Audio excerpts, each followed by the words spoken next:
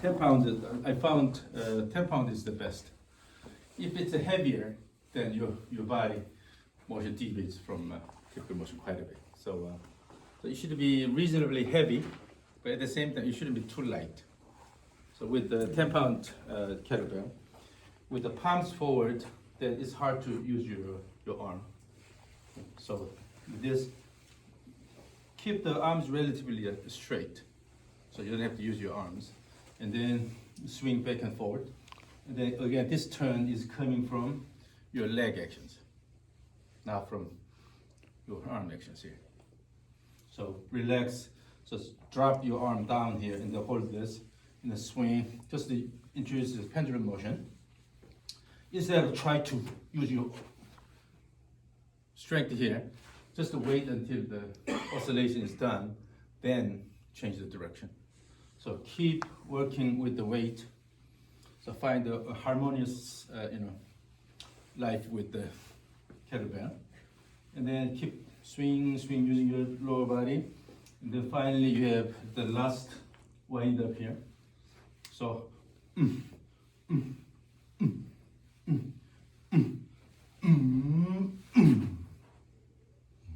Okay, so. BBG sing. So try to sort of have a realistic rhythm. Dr. Kwon, step back here a little further and do it, and just talk about when you're doing this, your head position and how much drift right and left the head is having and how much drift the hips are having. So again, imagine this Kwon-shaped space here. So my head is not moving that much, so the space is narrow, but my lower body pelvis is moving quite a bit, so it has a Kwon-shaped space. So here's Swing, swing, swing, swing, swing, swing, swing. So yesterday you had this outside, but put the two sticks. Yeah. And using the shade, you try to show that your head is confined in that narrow space. The same idea. So again, image this Kwon-shaped space. Swing, swing, swing, swing. And if your head moves a lot, in other words, your spine sways a lot, it's hard to control. Okay, so particularly when you are dealing with weight, you will have to really move within this Kwon-shaped space. Swing, swing. Naturally, when the weight goes this way, then your body will lean slightly this way to maintain good balance, and then the opposite way. This is true. So that this way, you're pretty much swinging this with your lower body. Okay. If you use your arms, then this happens. You will see that this is dropping quickly. But make this continuous motion with a relatively straight arms. Swing, swing, swing, and there you go. When you throw, it's not pulling. If you pull, when you try to pull the arms, then you tend to go high up and then try to drop it. So go here, like this. But yeah, and you'll see it jerks, huh? Yeah, if you try to push out, then you don't do that. So just make it a bit bigger. Go here and then this is what happens. Mm-hmm. So you can use kettlebell quite well with for that purpose. Do you have a recommendation on the med ball? What it should weigh? Did I miss that? About 6 pounds. About 6 pounds. All right, Dr. Kwon, if people are using, grab this for a second. If people want to use, like, there's some products that are like super speed sticks or rip stick or other things like that that are progressively weighted, and they want to start working on speed training, so they've done their stuff in the gym and they want to work specifically on speed training. How do they work on speed training in a responsible way that'll keep a good sequence? I don't exactly know how they do it. Right. What I know is that they use a really thin stick and try to swing it really hard, snap, right? Right. But the whole idea here is when you try to work on your speed, just to break out of what you currently do. This is really important. Yeah, you are so used to what you are currently doing So when usually when you use even a device, still you try to stay in that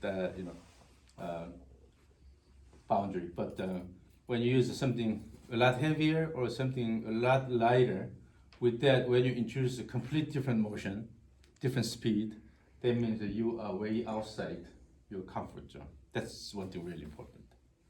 Once you break out of that comfort zone, then you can really work on this speed training. So step over there, Dr. Kwon, and hold that club upside down, which will make it a little bit lighter. And just show us like a good example of somebody's at home and they've come to the school and they want to work on speed. What would be like kind of a good way to do it? Now, let's say when you have, it's called the moment of inertia. If you have engineering background, then you know what it is, but it's a rotational sort of resistance for the acceleration, to acceleration. So when you hold it here, it's a lot more difficult because we have a big mass point away from the center of rotation. So the moment of inertia is a lot bigger, so it's hard to swing. Then when it's hard to swing, then you tend to use your whole body. Okay, try to work with this. When you have a smaller moment of inertia, so it's easy to swing, then there's no reason to engage the whole body. You can just flick it. Then you tend to use wrist a lot. So this is natural. This is natural response. So when you have something with a really low moment of inertia, then you can practice your wrist motion. When you have something heavy, then you have to engage the whole body. So you can mix all these things to develop your body. Okay, great. And in the speed training, I think they use a thin plastic stick and then try to swing Oh, yeah, really hard. right behind you, that stick there. Yeah. If you hand that to him, see what you think. Yeah. No, that, Something like this, no, and then- that one there. Now, the only The one you thing, have in your hand, right there. so you can basically play with the different weight. That's from the guy. You don't need to use something really long, but you can play with the different weights and then also different location of the center of mass. But one thing I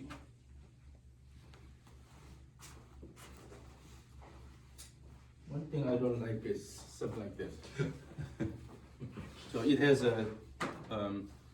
these what is it? Blades. Resistance. So with this you will have air resistance, right? But this changes the way you interact with the device completely. Because of the air resistance, when you try to swing hard, you have to keep applying force this way. But in actual golf swing, at impact, almost 100% of force you are exerting to the club is going this way. Okay.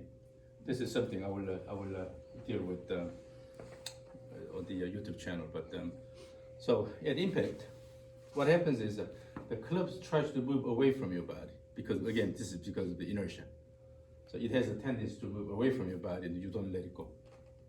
When your girlfriend says, "Oh, that's it. This is the end of our relationship. Oh, please don't go," and you hold.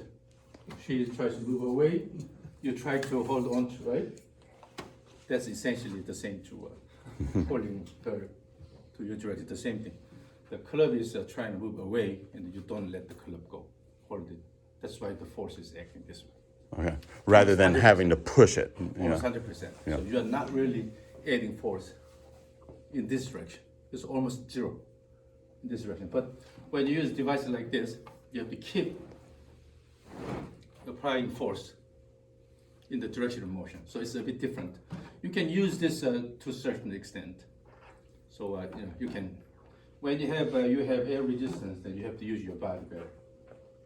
You have to use the ground better. So in that sense, this is useful. But when you swing this too many times, it gives you completely different experience near the impact. So you have to be careful with this kind of device. But so in general, you can play with the different things, flip it, and then you will have a more local shoulder motion, which means a lot of wrist motion involved here. Right.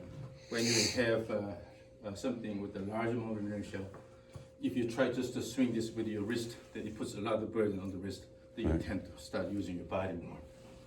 Yeah, I think people get confused when they hear a lot of the stuff that you put out that you don't want wrist motion, but you like wrist motion. Oh, Yeah. in the end, if you can add the wrist motion, then it will complete your swing. So show us how the wrist motion can add a lot of speed. So yeah, if you just throw the club, Yeah, right. you don't pay much attention to the wrist motion. So what happens is motion like this. But then if you go up here, when you add your wrist motion, actually the speed increases quite a bit.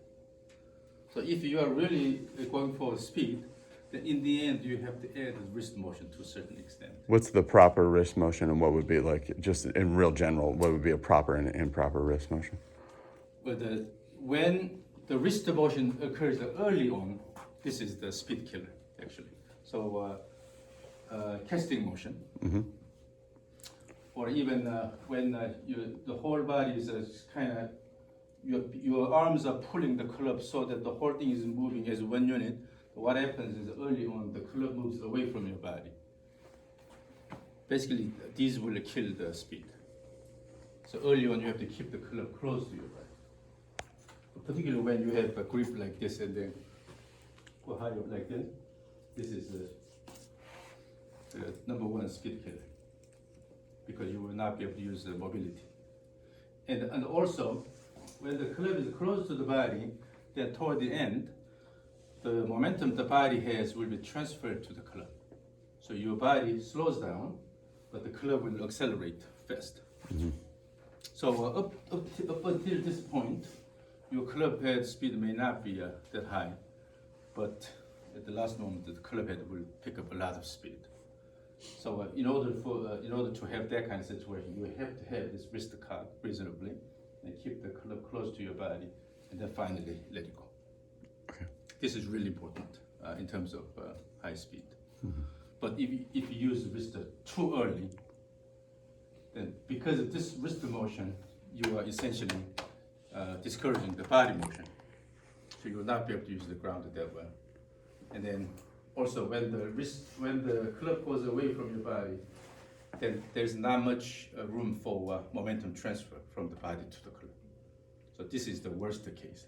So Dr. Kwon, if you do want to use the wrist to get a little speed, at what point in the downswing should the wrist actively assist in Well, some? if you look at the torque generated by the wrist muscles, Yeah, it is actually acting here. it is. Yeah. But you are not really over activating the muscles. There's a little stabilizing here, not really Because what accelerating. happens is during the backswing, at the end of the backswing, the club has a tendency to keep moving this way, right? So you have to slow this down. So you are using your wrist muscles to slow this down, and then the torque is in this direction. The club is moving this way. You are already generating torque in the opposite direction to slow this down, and on the way down, you still maintain that torque. So anything more than just to stop it from moving would be too much. Yeah, so you have active deceleration and then coming down to downswing. This is what you need. But if you have too much torque generated and then draw the club out, then bam, that's the worst speed killer. That's your draw the sword analogy? So drawing the sword means that you are just activating the muscles so that you just slow down this motion and then coming down like this instead of throwing the club head out. So what happens is when you are doing the backswing, you turn your shoulders flat and then flex your arms like this, and then start downswing like this. Then you're pushing the club head out. That means you don't have a chance to increase the club head speed. So always go up here. So set the target position here. So from here, go to that position, and then pretty much just drawing the sword from the sheet, and then let it go. Mm-hmm. So that way, you will actually increase the club speed quite a bit. Any other questions, guys, before we move outside? You talk about the momentum transfer? I was reading your paper, and I read some of the other stuff from like Nesbitt and McKenzie. They talk about like work and energy and momentum transfer. when I think about momentum transfer, I'm thinking about like the typical angular momentum transfer with somebody sitting on a table and they move the weights out and they accelerate faster. That's the momentum conservation. Yeah. Is that when you say momentum transfer? Is it that Let's- you let's have do angular it. momentum and it's like a Let's speed do a skate? demonstration. Okay. So you are the club. Relax. You just follow what the lead. Okay, my lead. I'm the body. So what we want to see is something like this. So the body will first develop momentum. Again here. The body needs to develop momentum first, and then at the end, body slows down, but then the club speeds up. That means I'm giving my momentum to the club. So again, the body develops momentum and then definitely I have to slow down, right? But now, when the club moves away from your body early, then what happens is